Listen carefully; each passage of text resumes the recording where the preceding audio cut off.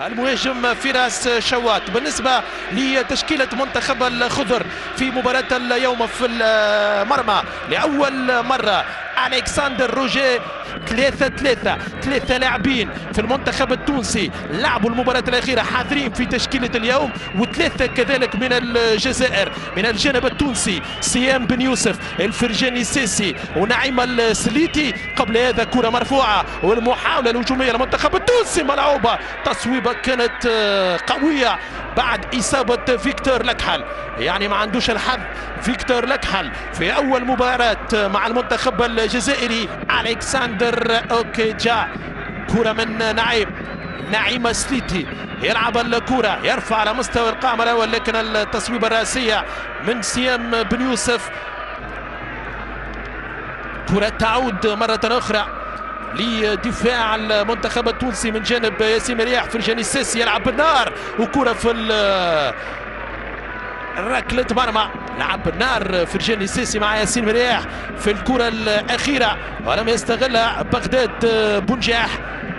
كرة لمسة من جانب فاروق بن مصطفى، يلعب كرة طويلة تعود مرة أخرى من جانب المنتخب الجزائري. هذه كرة بغداد، تدخل من الحارس فاروق بن مصطفى من جانب رياض محرز في الكرة الأخيرة. يلعب كرة والتصويب الراسية ممتازة كانت من عيسى ماندي. جالت السراي التركي في المحاولة الأخيرة يطلب مواصلة اللعب، وهذه كرة محاولة جول خطيرة. المحاولة والهجمة للمنتخب الجزائري من جانب رياض محرز. ملا كرة رياض محرز، كرة والتلاعب بدفاع المنتخب التونسي. رياض مع أسامة الحدادي صوب كرة لم تكن بعيدة على القائم الأيمن لفاروق بن مصطفى. لمسة الوانتو ناجحة مع سعيد بن رحمة ورياض محرز اللي ما يرحمش في هذه المنطقة في الباكس، يصوب ولمسة إمكانية لدخول يوسف المساكني. النمس ذكريات مع المنتخب الجزائري بالنسبة ليوسف المساكني، وتحية من الجماهير الجزائرية. أكيد المساكني هدف 2013 لا يزال في البال في مرمى رايس المبولحي، وهذه كرة من بغداد تضيع على المنتخب الجزائري. كانت كرة من بين عيسى ماندي وبغداد بونجاح على الكرة الأخيرة، وبغداد هو اللي صوب في الأخير. كانت خفيفة سهلة لفاروق. الكرة الثابتة الركنيات الخطيرة لهذه المباراة الدولية الودية بين الشقيقين الجارين الجزائري والتونسي. هذه كرة ملعوبة من جانب بغداد محبوب البلاد. ماذا يفعل؟ لمسة بالكعب ممتازة، كرة ملعوبة. فاروق يتدخل، فاروق بن مصطفى يغلق الزاوية. رياض محرز، كرة تعود ركلة مرمى. ماذا فعل بغداد بياسين مرياح؟ يهرب بغداد، ثم لمسة ممتازة لاسيس بالكعب لرياض محرز والتغطية بعد ما هربت الكرة على رياض محرز. وتمر هذه الكرة والهجمة تضيع على هجوم المنتخب الجزائري. بونجاح ملك هذه المنطقة، منطقة الجزاء. ذكر نهائيات كاس افريقيا كان 2019 هذا دخول الرايس المبولحي في 90 زائد 3، و2017 هدف في مرمى الزيمبابوي. هذه كرة ملعوبة تعود هجمة للمنتخب التونسي من دراجر، يرفع الكرة كانت على مستوى الاستلام ممتازة من سيف الخاوي، والتوزيعة بالمليمتر من جانب محمد دراجر في الكرة والعملية الأخيرة. لمسة من يوسف المساكني، الصنعة موجودة، لاسيست يعني لا تحتاج مني لتعليق. كرة المساكني لدراجر في أول لمسة في المباراة وين يخرج من مناطق الاستلام هذه الكرة وبناء الهجمة. بغداد يلعب كرة مع بالرحمة بغداد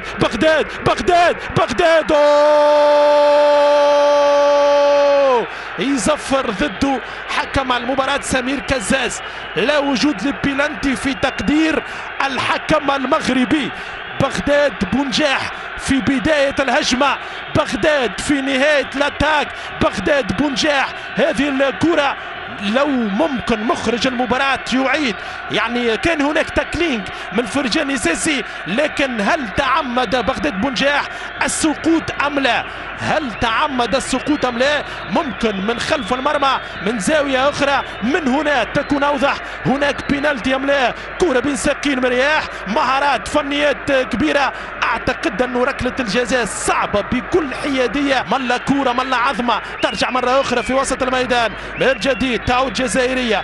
كرة في ذات اللحظة يعني الحكم الدولي المغربي سمير كزاز على نهاية هذا الشوط الأول بالتعادل 0-0 في هذه المباراة الدولية الودية بين المنتخبين الجزائري والتونسي هنا في مدينة البليدة، في مدينة وعاصمة الورود الودية بين المنتخبين العربيين الشقيقين الجارين الجزائري والتونسي. شوط أول انتهى بتعادل الأصفار. حكم المباراة المغربي سمير كزاز. كرة تعود ليوسف المساكني، لمسة خاوي إلى جهة اليسار. أسامة الحدادي. ينطلق المنتخب التونسي بالهجوم في فترة ثانية، مقطوعة من جانب فرجاني ساسي. الفر في وسط الميدان يعطي كرة، يمر يمشي يوسف المساكني خاوي، يعكس الهجمة 3-3 تصويبة والكرة خطيرة. المنتخب التونسي يظهر بوجه آخر في الفترة الثانية، الوجه الهجومي بمحاولة أولى. حدادي شواد 0-0. كرة من تايدر هو اللي نفذ الكرة، يلعب الكرة بغداد بنجاح. هذا هو بغداد، كاد يفعلها، كاد يحطها بالراس. بغداد بنجاح سجل عديد الاهداف في مرمى فاروق بن مصطفى، بل هي علاقة أخوة وعلاقة قرابة عائلية، علاقة مصاهرة كذلك. نعيم السليتي متزوج بجزائرية، سيام بن يوسف والدته جزائرية، وفراس شوات.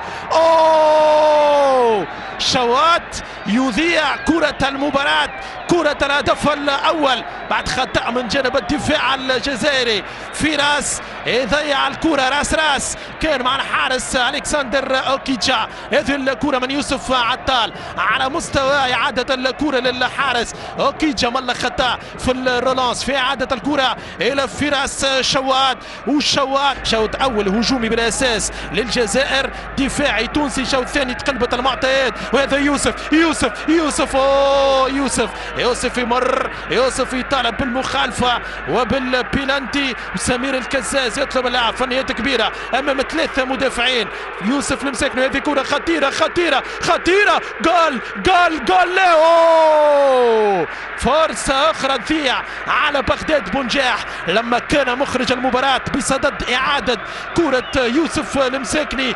بغداد بنجاح يهرب في ظهر سيام بن يوسف. كرة للهدف الأول للجزائر، كرة خطيرة، فرصة أخرى حقيقية. 9 للجزائر، 5 لتونس، و7 تعادل، 21 مباراة رسمية. وهذه كرة من علي معلول يحط كرة على الساق اليمين، يصوب لكن يتباطأ في دفاعات المنتخب الجزائري.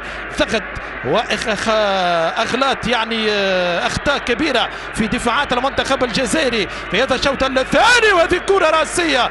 المنتخب التونسي في المستوى الأول، المنتخب الجزائري في المستوى الثاني. وهذه كرة من يوسف عطال. قبل هذا عطال يلعب كرة محرز وبينالتي، ضربة جزاء للمنتخب الجزائري. رياض محرز، العرقلة من مرياح، ومحرز بذكاء بدهاء بفطنة كبيرة. محرز يتحصل على البينالتي في 69 دقيقة لعب. منعرج جديد في هذه الودية، منعرج آخر في هذه المباراة. رياض محرز، والعرقلة موجودة العرقلة من ياسين مرياح.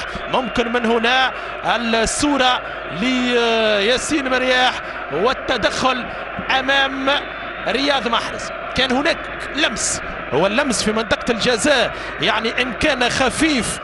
بغداد محبوب البلاد، بغداد بنجاح بغداد فاروق بغداد جول جول جول جول جول جول جول جول جول بغداد بونجاح 1-0 يعطي التقدم للمنتخب الجزائري امام المنتخب الوطني التونسي. هدف بغداد بونجاح من ركلة جزاء.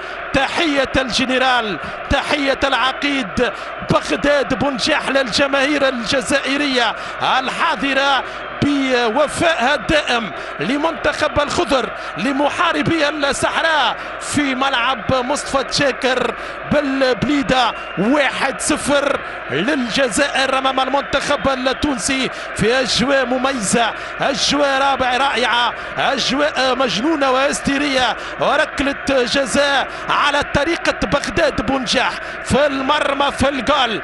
بغداد شوات يتيح شوات يطلب اللاعب كزاز، ترجع الكره منتخب الجزائري ممتازه من بغداد بونجاح، يهرب بغداد بغداد بغداد بونجاح بونجاح بونجاح بغداد بغداد بغداد.